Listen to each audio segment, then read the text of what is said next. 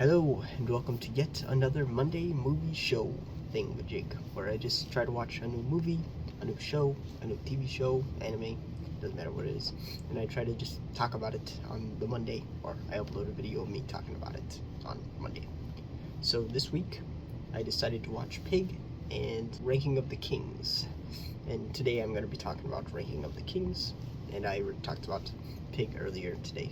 But yeah, the way these videos flow is I just basically talk about its entertainment value and then also a favorite aspect of it. So whether it be a favorite episode or just the way the story was made or like the characters or the actions, just some aspect of it. So let's just jump into it.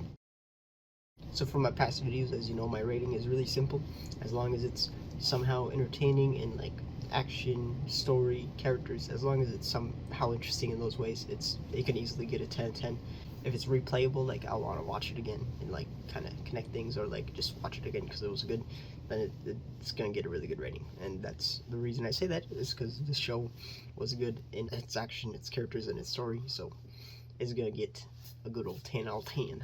Ranking of the Kings gets 10 out of 10. I definitely give it that for its entertainment value, because I really like the main character and his friend, and then I also just like the action. They did really good on the action, and the story alone is just really good. Like, they have aspects of it that I want to go back and like see how people changed, or see how they came to the very end, that, you know, which the film end or the anime ended. So yeah, I'm definitely invested in this. I really want them to make a season 2, but I've heard that there's not that much source material yet for season 2, so I'm curious on what they'll do, because I really enjoyed it. They did really good with the animations and whatnot, so it definitely gets a 10 out of 10 from me.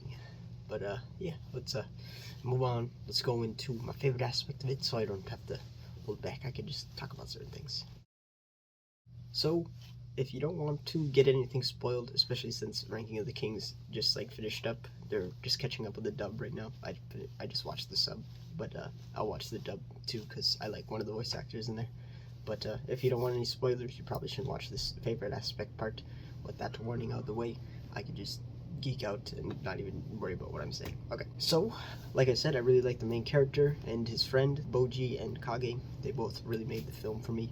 I think they carried it, and that's definitely my favorite aspect. I like the ventures they went on. I like the way they met. I like the way they came to really enjoy each other's company. It really it's really heartwarming. I really like those two characters, and I feel like I wouldn't have given it such a good rating if the characters, especially those two characters, weren't so fleshed out and very, you know, interesting in some kind of way. So I like those characters, but then on top of that, another thing I really like is the art style being simplistic. I'm gonna be honest, when I first saw like the poster and whatnot for the show, I was like, it might not be something I like. But the the reason, you know, the art style's simplistic and follows, you know, this kind of format, and it's just because then they can go crazy and all out for the animation with the fight scenes and whatnot.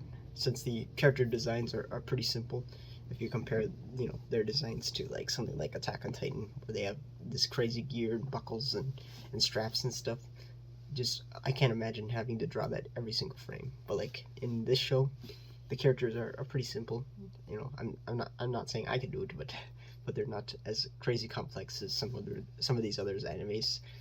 But so it makes sense why they're able to go crazy on their animation department.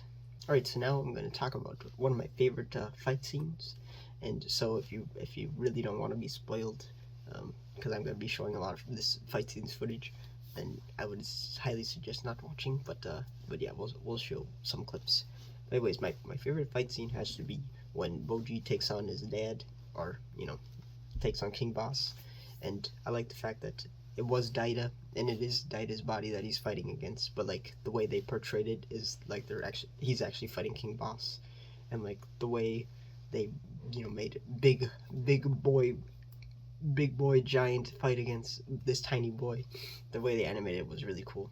And like, just, you know, having the idea of like, oh, he's fighting, you know, Daida's body, but like this is actually the battle that he's going through, and just that alone was really cool. And then I just really like the whole fight scene between him and King Boss.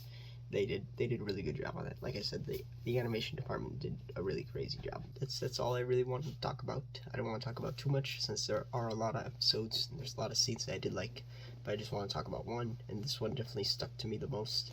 Just being, King Boss and Boji just fighting each other, clapping each other.